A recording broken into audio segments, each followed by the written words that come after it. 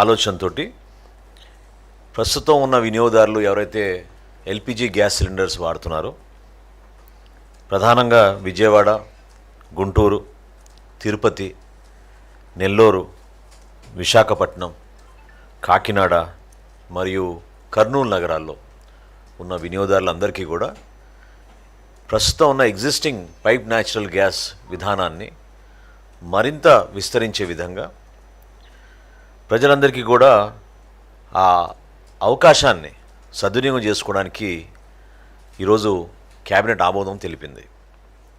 కేంద్ర ప్రభుత్వం ఇస్తున్న రాయితీలు కానివ్వండి, ప్రత్యేకంగా ఈ గల్ఫ్ వార్ వలన వచ్చే కొన్ని ఇబ్బందుల్ని దృష్టిలో పెట్టుకుని ఎల్పిజి వాడకం తగ్గించుకుని ఎగ్జిస్టింగ్ ఇన్ఫ్రాస్ట్రక్చర్ ఏదైతే పైప్ న్యాచురల్ గ్యాస్లో ఉందో దాన్ని ఉపయోగించుకోమని కేంద్ర ప్రభుత్వం కూడా గెజెట్ నోటిఫికేషన్ జారీ చేయడం జరిగింది. అది దాని గురించి మీ అందరికీ కూడా తెలుసు. పిఎన్జి ద్వారా గ్యాస్ నిరంతరంగా సరఫరా అవుతూ ఉంటుంది. సిలిండర్ లాగా మనం ఎప్పుడైతే మన సిలిండర్ నిల్వలు పూర్తవుతే ఇమీడియట్గా వెళ్ళి మళ్ళీ మనం దాన్ని మార్చుకునే అవకాశం, బుకింగ్స్ అటువంటి అవసరం లేకుండా నిరంతరం 24/7 365 డేస్ మనకి సరఫరా జరిగే అవకాశం ఉంటుంది. అదే కాకుండా ప్రత్యేకంగా అపార్ట్మెంట్స్లో కానివ్వండి, ఇండస్ట్రియల్ యూనిట్స్ అంటే మన హోటల్స్, పెద్ద పెద్ద రెస్టారెంట్స్, వీళ్ళందరూ కూడా ఈ స్కీమ్లో ఉపయోగించుకుంటే కేంద్ర ప్రభుత్వం నుంచి మనం ప్రస్తుతం తీసుకునే ఈ కమర్షియల్ ఎస్టాబ్లిష్మెంట్స్ కోసం ఇచ్చే 10% కాకుండా అడిషనల్ 10% కూడా మనకు వచ్చే అవకాశం ఉంది. కాబట్టి దీన్ని ప్రమోట్ చేద్దామని ఈరోజు రాష్ట్ర కేబినెట్ ఒక నిర్ణయం తీసుకుంది. ప్రధానంగా ఆలయాల్లో కూడా తిరుమల తిరుపతి దేవస్థానం, విజయవాడలో మన దుర్గమ్మ ఆలయం, అదేవిధంగా ప్రధానమైన ఆలయాలు శ్రీకాళహస్తి, అన్నవరం, విశాఖపట్నంలో సింహాచలం, వీటన్నిటిలో కూడా ఇమ్మీడియట్గా ప్రత్యామ్నాయంగా పిఎన్జి ఫెసిలిటీ తీసుకోవాలని ఈరోజు గౌరవ ముఖ్యమంత్రి గారు కేబినెట్ సమావేశాల్లో సమాచారం అందించడం జరిగింది. వీటితో పాటు అన్నా క్యాంటీన్లన్నిటికీ కూడా మనం వీలైనంత త్వరలోనే ఈ ఏర్పాటు చేయాలని నిర్ణయించుకున్నాం. అయితే దీని వెనక నేపథ్యం కూడా మనం అర్థం చేసుకోవాలి. ఎందుకంటే ఇతర రాష్ట్రాలతో పోల్చుకుంటే ఆంధ్రప్రదేశ్ పొరుగు రాష్ట్రాల కన్నా మనకి అటువంటి ఫెసిలిటీస్ ముందు నుంచే ఉన్నాయి. మనకి పైప్ లైన్స్ ఉన్నాయి, బాటిలింగ్ యూనిట్స్ ఉన్నాయి, ఆఫ్షోర్ నుంచి ఆన్షోర్ వచ్చే కేపబిలిటీ మన రాష్ట్రానికి చాలా అధికంగా ఉంది. కానీ గత వైఎస్ఆర్సీపీ ప్రభుత్వంలో ఊహించని విధంగా జిఎస్టీని 5% కాస్త 25% పెంచడం వలన లబ్ధిదారులు చాలామంది దీనికి ముందుకు రాలేదు. సో ఒక ప్రాస్పెక్టివ్గా ప్రభుత్వాన్ని ముందు తీసుకెళ్లే విధంగా కంటెంపరీ ఆలోచనని గత ప్రభుత్వం పూర్తి స్థాయిలో నిర్వీర్యం చేసింది. ఈ ఆలోచన గురించి ఆలోచించినప్పుడు కూడా గౌరవ ముఖ్యమంత్రి గారు చాలా స్పష్టంగా ప్రస్తుతం మనం అమలుపరుస్తున్న దీపం పథకాన్ని పిఎన్జి సబ్స్క్రైబర్స్కి కూడా మనం ట్రాన్స్ఫర్ చేసే విధంగా మా డిపార్ట్మెంట్ని స్టడీ చేసి రమ్మన్నారు. దాని గురించి మేము ఈరోజు నివేదిక అందించిన తర్వాత ఈరోజు గౌరవ ముఖ్యమంత్రి గారి ఆధ్వర్యంలో కేబినెట్ సమావేశంలో మంత్రులందరూ కూడా ఆమోదించి దీపం పథకం కింద వచ్చే సుమారు 2,400 రూపాయలు ఆర్థిక సహాయం ఏదైతే మేము అందిస్తున్నామో దాన్ని పూర్తిగా ఎవరైతే కన్వర్ట్ చేసుకుంటారో ఎల్పిజి సిలిండర్స్ నుంచి పైప్ న్యాచురల్ గ్యాస్కి వాళ్ళకి కూడా వర్తించేటట్టు డైరెక్ట్ బెనిఫిట్ ట్రాన్స్ఫర్ డీబీటీ ద్వారా వాళ్ళ ఖాతాలోకి డైరెక్ట్గా అందించేటట్టు ఈ రోజున కేబినెట్ దానికి ఆమోదం తెలిపిందనే విషయం అందరికీ కూడా ఈరోజు మీ దృష్టికి తీసుకొస్తున్నాం. ఎక్కువగా ప్రాధాన్యత ఇచ్చి హోటల్స్ కానివ్వండి, మన అపార్ట్మెంట్స్ కానివ్వండి, త్వరలోనే వీటికి మున్సిపల్ అడ్మినిస్ట్రేషన్ నుంచి రావాల్సిన పర్మిషన్స్, శాంక్షన్స్, ఏదైతే పైప్ లైన్ వేసుకోవడానికి అనుమతులు అవసరమో అవి 24 గంటల్లోనే ఆ అనుమతులు ఇవ్వాలి. లేకపోతే deem to have been given అనే ఫెసిలిటీ కల్పించమని గౌరవ ముఖ్యమంత్రి గారు ఆదేశించారు. తద్వారా ఇంటర్ డిపార్ట్మెంటల్ కమ్యూనికేషన్ గ్యాప్ లేకుండా ఈ 6 సంస్థలు ఐఓసిఎల్, మెగా గ్యాస్, ఏజీఎన్పి, అదేవిధంగా జీజీపీఎల్, బీజీఎల్, ఈ 6 సంస్థలు కూడా ఇమీడియట్గా అడిషనల్ పైప్ లైన్ అవసరం అనుకుంటే ఎవరైతే వినియోగదారులు ముందుకొచ్చి కన్వర్షన్ కోసం వస్తారో వాళ్ళకి పూర్తి స్థాయిలో హ్యాండ్ హోల్డింగ్ మనం చేసి త్వరగానే ఈ కన్వర్షన్ జరిగేటట్టు వాళ్ళకి ఈ సదావకాశం కల్పించమని గౌరవ ముఖ్యమంత్రి గారు ఈరోజు చెప్పడం జరిగింది.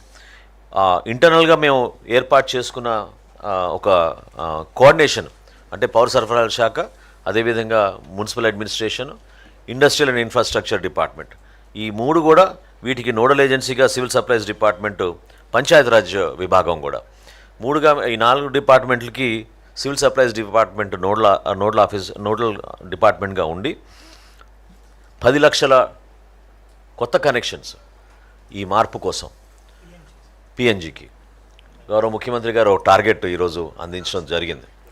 సో ఈరోజు ఆ టార్గెట్ గౌరవ ముఖ్యమంత్రి గారు ఇచ్చారు. ఈ 10 లక్షల కన్వర్షన్ కోసం మేము అన్ని విధాలుగా వాళ్ళకి సహాయ సహకారాలు అందిస్తాం. ఈ 3 డిపార్ట్మెంట్ల నుంచి కూడా మా డిపార్ట్మెంట్తో సహా ఎక్కడ కూడా ఇబ్బంది లేకుండా ఇమ్మీడియట్గా కనీసం ఈ నెల రోజుల్లో 1,00,000 మందికి ఇమ్మీడియట్ టార్గెట్గా పెట్టుకుని ఈ ప్రధానమైన నగరాల్లో ఈ పైప్ గ్యాస్ ఎక్స్టెన్షన్ చేసేటట్టు ఒక పక్కా ప్రణాళికతోటి రాబోయే రోజుల్లో వినియోగదారుల కోసం ప్రత్యేకంగా ఈ అవకాశాన్ని కల్పిస్తాం.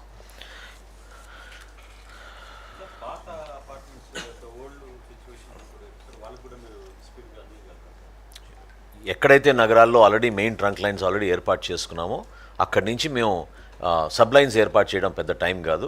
ఇందాక నేను చెప్పినట్టు ఎక్కువగా ఈ రెగ్యులేటరీ పర్మిషన్స్ కోసం డిలే అవుతోందని ఈ కంపెనీస్ గతంలో మాకు చెప్పారు. ఈరోజు గౌరవ ముఖ్యమంత్రి గారు చాలా స్పష్టంగా ఎంఐయుడి డిపార్ట్మెంట్కి, ఐ డిపార్ట్మెంట్కి ఇద్దరికి కూడా చాలా క్లియర్గా చెప్పడం జరిగింది. 24 అవర్స్ లోపు మీరు శాంక్షన్స్ ఇవ్వాలి, ఇవ్వకపోతే it is deem to have been given అనే లైన్లో ముందుకెళ్ళమన్నారు.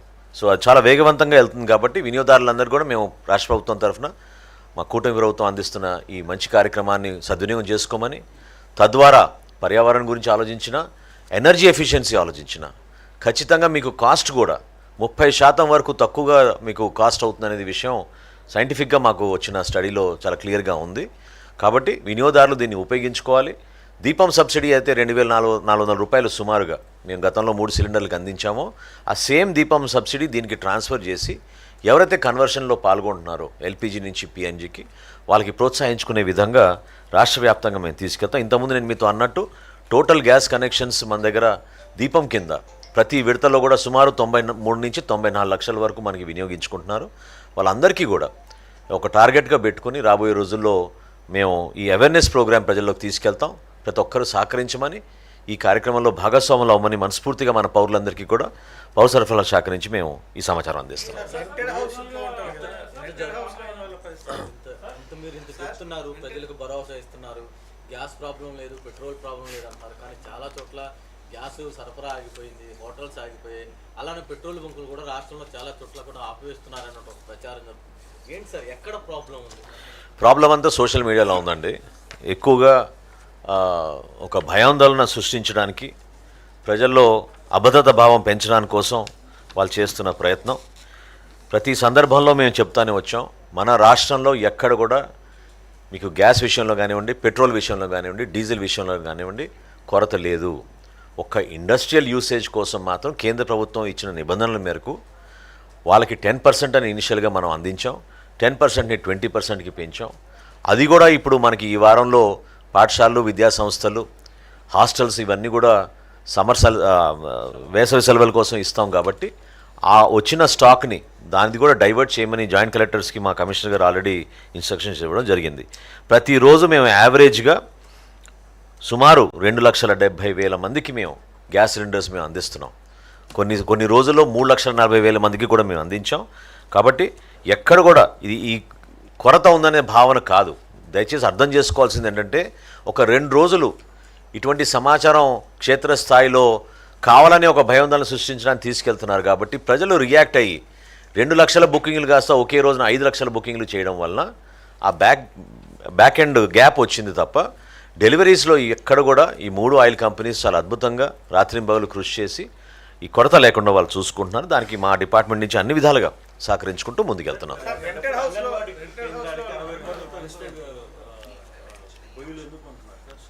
అది కాదండి, అంటే కేంద్ర ప్రభుత్వం ఇచ్చిన ప్రోత్సాహంతో మన దగ్గర ఉన్న 54,000 అంగన్వాడీ కేంద్రాల్లో ఆల్రెడీ 12,000 అంగన్వాడీ కేంద్రాల్లో మన ఇండక్షన్ స్టవ్లు ఆల్రెడీ ఇచ్చాం. ఇక బ్యాలెన్స్ ఇండక్షన్ స్టవ్స్ కూడా ఇవ్వాలి. సో ఇండక్షన్ స్టవ్స్ ద్వారా సోలార్ ఎనర్జీ కానివ్వండి, రెగ్యులర్ మనం యూజ్ చేసే పవర్ కానివ్వండి, తద్వారా ఆ పిల్లలకి అక్కడ ఆ ప్రాంతంలో గ్యాస్ సిలిండర్ ఉండకూడదు అనే ఆలోచనతోటి కేంద్ర ప్రభుత్వం తీసుకున్న నిర్ణయం. సో దాన్ని ఇంకా మేము వేగవంతంగా ప్రజలకు తీసుకెళ్తాం. సార్ రెంటెడ్ హౌస్లో ఉంటారు, రెంటెడ్ హౌస్లో ఉన్న వాళ్ళ పరిస్థితి ఏంటి సార్? ఇప్పుడు ఓనర్ పేరు మీద ఇల్లు ఉంటుంది, ఇది అంటే ఇది అందుకే నేను అన్నాం కదా, అపార్ట్మెంట్స్లో మేము ప్రయారిటైజ్ చేసుకుని ఈ 6 నగరాల్లో కూడా ముందుగా మేము పైప్ లైన్లు ఏర్పాటు చేయడానికి సిద్ధంగా ఉంటాం. అక్కడ ఎవరు నివసిస్తున్నా కూడా ఆ ఫెసిలిటీ వాడుకుంటారు. దానికి ఒక మీటర్ ఉంటుంది, సిస్టమ్ ఉంటుంది. వాళ్ళ పేరు మీద ఇప్పుడు వాళ్ళ గ్యాస్ కానీ వాళ్ళు ఎక్కడ వెళ్ళినా గ్యాస్ సిలిండర్స్ తీసుకుంటారు కదా, సేమ్ అదే విధానంలో Aadhaar based applications, Aadhaar based connections, ఏదైతే మాకు దీపంలో మా లబ్ధిదారుల లిస్ట్ ఉందో సేమ్ లబ్ధిదారులు దీన్ని ఉపయోగించుకోవచ్చు. కరెక్ట్, అవునండి. ఏం పథకం క్లోజ్ కావడం లేదు. మేము వెసులుబాటు కల్పిస్తున్నాం, ప్రోత్సహిస్తున్నాం అన్ని విధాలుగా. ఇది బెటర్, మనకి energy efficient, cost efficient, at the same time ఎన్వైరన్మెంట్కి ఉపయోగపడే విధంగా మనం ఈ మార్పు తీసుకురావాలి. ఒక్క నిమిషం.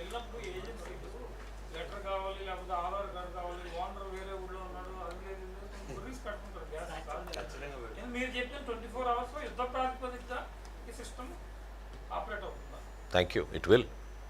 అందుకనే మేము అంటున్నాం కదా, అందుకనే అంటున్నాం ఇండివిజువల్ కనెక్షన్స్ కన్నా మేము ముందు ప్రయారిటైజ్ చేయాలనుకుంది అపార్ట్మెంట్స్కి. ఇమీడియట్గా అపార్ట్మెంట్ వరకు మనం లైన్ తీసుకెళ్ళగలిగితే అక్కడ అపార్ట్మెంట్లో నివసిస్తున్న వాళ్ళందరూ కూడా ఈ గ్యాస్ కనెక్షన్స్ తీసుకోవచ్చు త్రూ ద పైప్ లైన్. ఇది పర్మనెంట్గా ఉండిపోతుంది ఆ ప్రాంతంలో. ఎవరైతే వేరే ఇళ్లలో ఉంటున్నారో, సొంత ఇళ్లలో ఉన్నారో వాళ్ళు కూడా తీసుకోవచ్చు.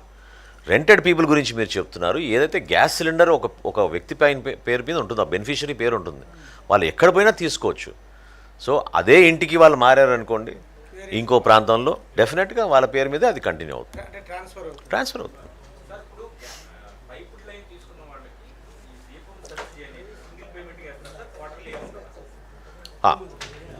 దీపమేమో సంవత్సరానికి 3 విడతల్లో మనం ఇస్తున్నాం అండి. వీళ్ళకేమో 2 నెలలకు ఒకసారి మనం ట్రాన్స్ఫర్ చేస్తాం. ఎందుకంటే పైప్ నేచురల్ గ్యాస్ బిల్లింగ్ ఆ విధంగా ఉంది కాబట్టి దానికి సమానంగా మేము ఆ విధంగా అమౌంట్స్ని వాళ్ళ డైరెక్ట్ బెనిఫిట్ ట్రాన్స్ఫర్ చేస్తాం వాళ్ళ అకౌంట్స్లోకి. Thank you. Off the record, on the record లెక్కలు మన దగ్గర ఉన్నాయి. క్లియర్గా చెప్తున్నాను మీకు, ఎక్కడ కూడా ఇబ్బంది లేకుండా సరఫరా చేస్తున్నాం. అయితే ఆ ఆందోళనతోటి ఎక్కువ మంది ఒకేసారి బుక్ చేశారు కాబట్టి ఆ బ్యాక్లాగ్ ఉండిపోయింది. దాన్ని రికవర్ చేస్తాం రాబోయే రోజుల్లో ఖచ్చితంగా. ఏ రాష్ట్రంలో ఎట్లా ఉందో మనకు అనవసరం. ఆంధ్రప్రదేశ్లో మాత్రం ఖచ్చితంగా మనకి ఆ కొరత లేదు. ఆ భరోసా మేము ఇస్తున్నాం. కేంద్ర ప్రభుత్వం నిన్న ఒక సర్క్యులర్ జారీ చేసింది.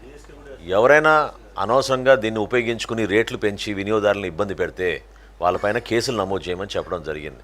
అది కూడా మేము స్టడీ చేస్తున్నాం. దయచేసి అటువంటి పొరపాటు చేయొద్దు. సిట్యువేషన్ ఉపయోగించుకోవడానికి కొంతమంది బ్లాక్ మార్కెటింగ్ చేసినట్టు హోటల్స్ అండ్ రెస్టారెంట్స్ కూడా అట్లా కొంచెం ప్రయత్నం చేస్తున్నారు. డెఫినెట్గా అటువంటి పరిస్థితులు రానియకుండా మా డిపార్ట్మెంట్ నుంచి మేము తీసుకుంటాం. ఒక్క నిమిషం, కమిషనర్ గారు మీకు ఒకసారి ఫైనల్ బ్రీఫింగ్ చేస్తారు. ఇందాక గౌరవ మంత్రి గారు అన్నట్టుగా ఇప్పుడు సాధారణంగా మా దగ్గర 4,000 మెట్రిక్ టన్నులు డొమెస్టిక్ కనెక్షన్స్కి రోజుకి డిమాండ్ ఉంది. ఇవాళ ఇప్పుడు లాస్ట్ 7 డేస్ ఎవరేజ్ చూస్తూ ఉంటే కూడా సుమారుగా 3,800 మెట్రిక్ టన్నులు ఇప్పుడు కూడా రోజుకి సరఫరా చేయడం జరుగుతూ ఉంది. ఇంకొక విధంగా చూస్తూ ఉంటే 2,80,000 కనెక్షన్స్కి రీఫిల్ ఇవ్వడం జరుగుతూ ఉంటుంది సాధారణ పరిస్థితుల్లో. ఇప్పుడు కూడా దాదాపుగా నిన్న అయితే 3 లక్షలు 1,000 మందికి ఇచ్చారు. సాధారణంగా అంటే ఓవరాల్ యావరేజ్ కూడా చూస్తూ ఉంటే 2,72,000 మందికి రోజుకి మేము అంటే గ్యాస్ ఏజెన్సీలు ఇక్కడ ఉన్నటువంటి 1163 గ్యాస్ ఏజెన్సీలు వాళ్ళు రోజుకి సరఫరా చేస్తున్నారు. ఏ ఒక్క ప్రాంతంలో కూడా అంటే తాత్కాలికంగా ఏదైనా ఇబ్బంది పడి ఉంటే తప్ప దినమంతా గ్యాస్ లేదని ఇట్లాంటి డ్రైవ్ అవుట్ అనేది ఏ ఒక ఏజెన్సీ కూడా ప్రస్తుతానికి జరగలేదు. అది మా దగ్గర స్పష్టంగా మేము రోజుకి 2 సార్లు వివరాలు తీసుకుంటా ఉన్నామండి మా నెట్వర్క్ నుంచి. అయితే ఇంకొకటి సార్ చెప్పినట్టుగా అంటే సాధారణంగా అదే సుమారుగా 2,80,000 మంది బుకింగ్ చేస్తూ ఉంటారు. ఇప్పుడు మాత్రమే ఒకేసారి భయాందోళనకి గురై ఒకరోజు అయితే 5 లక్షల మంది కూడా బుకింగ్ చేయడం జరిగింది. అయితే దాన్ని దృష్టిలో పెట్టుకొని కేంద్ర ప్రభుత్వం కూడా నిర్దేశాలు ఇచ్చింది దట్ 25 రోజులు లోపు మరొకసారి బుకింగ్ చేయడం కుదరదు. అంటే అర్బన్ ఏరియాస్లో, షహరీ ప్రాంతాలలో మనకి, అట్లానే గ్రామీణ ప్రాంతాల్లో 45 డేస్ అనేది చెప్పారండి. సో అంతా పట్టుకు మాత్రమే అది పెట్టారు. ఎందుకంటే మరొకసారి అందరూ ఒకేసారి బుకింగ్కి వస్తే ఎవరికైతే నిజానికి అవసరం ఉందో వాళ్ళకి ఇబ్బంది పడుతూ ఉంటారని. కాబట్టి అంతవరకు ఎక్కడ కూడా ఇబ్బంది లేకుండా చర్యలు తీసుకుంటూ ఉన్నామండి. రెండోది సార్ కూడా చెప్పారు, అంటే కమర్షియల్ కనెక్షన్స్లో రిస్ట్రిక్షన్స్ పెట్టారు. బట్ అక్కడ కూడా స్కూల్స్కి, కాలేజెస్కి, హాస్పిటల్స్కి, హాస్టల్స్కి ఏ రకమైనటువంటి అది లేదని 100% సరఫరా చేయాలని చెప్పారు. మొన్నటి వరకు 20% ఉంటే దాన్ని కూడా ఇప్పుడు పెంచుకున్నారు, దాన్ని 40% చేశారు మొన్ననే. ఇంకా కూడాను ఇది రిఫార్మ్ ఎజెండా ఇచ్చారు. ఆ రిఫార్మ్ ఎజెండా భాగంగానే మేము ఏదైతే పిఎన్జికి షిఫ్ట్ అవ్వాలనేది గవర్నమెంట్ ఆఫ్ ఇండియా నుంచి నిర్దేశాలు వచ్చాయి దట్ మీరు ఇట్లాంటి రిఫార్మ్ తీసుకుంటా ఉంటే మీకు ఇంకా కమర్షియల్ అది పెంచుకుంటాం, కోటా పెంచుకుంటామని. సో దాన్ని తగ్గట్టుగా సిటీ గ్యాస్ డిస్ట్రిబ్యూషన్ కంపెనీస్తో మీటింగ్ పెట్టుకొని కమిటీ ఆఫ్ సెక్రటరీస్ ఏర్పాటు చేసుకొని చీఫ్ సెక్రటరీ గారు, ముఖ్యంగా దాంట్లో సెక్రటరీ ఇన్ఫ్రాస్ట్రక్చర్ అండ్ ఇన్ఫ్రాస్ట్రక్చర్ గారు, సెక్రటరీ సివిల్ సప్లైస్ నుంచి మేము, తర్వాత పంచాయతీరాజ్ అండ్ అర్బన్ డెవలప్మెంట్, ఈ 4 సెక్రటరీస్కి బాధ్యత చెప్పారు. కోఆర్డినేషన్ చేసుకొని ఎల్పిజి టు పిఎన్జి కన్వర్షన్ చేయండి. దానికి కూడా ఏదైతే ఖర్చులు అయ్యేదో దాంట్లో కూడా 500 రూపాయలు గవర్నమెంట్ ఆఫ్ ఇండియా సబ్సిడీ కూడా ఇస్తూ ఉంటుంది అనేది. తర్వాత స్టేట్ గవర్నమెంట్ తరఫున 24 గంటల లోపు, అంటే డిఫాల్ట్గా మీరు అప్లై చేస్తే మీకు ఇవ్వడమే. ఏదో కారణం ఉంటే ఎందుకు ఇవ్వలేకపోతున్నామంటే అది స్పష్టంగా నమోదు చేయాలా. ఎట్లా అయితే ఇంతకుముందు టెలికాం నెట్వర్క్కి వెసులుబాటు ఉన్నింది, డయల్ బిఫోర్ యూ డిగ్. ఎందుకంటే ఇక్కడ కూడా కొద్దిగా ఇన్ఫ్రాస్ట్రక్చర్ వర్క్ చేయాలా, పైప్ లైన్ తీసుకువెళ్ళాలా, ట్రంక్ పైప్ లైన్ ఉంది కానీ